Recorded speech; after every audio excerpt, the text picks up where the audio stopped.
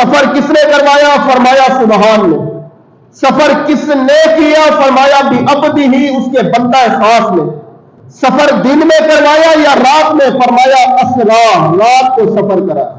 سفر کتنی دیر میں ہوا؟ فرمایا لیلاً، رات کے تھوڑے سے حصے میں۔ سفر کا آغاز کہاں سے ہوا؟ فرمایا من المسجد الحرام، مسجد حرام سے۔ سفر کس طرف ہوا؟ فرمایا الی المسجد الاقصی، مسجد اقصی کی طرف۔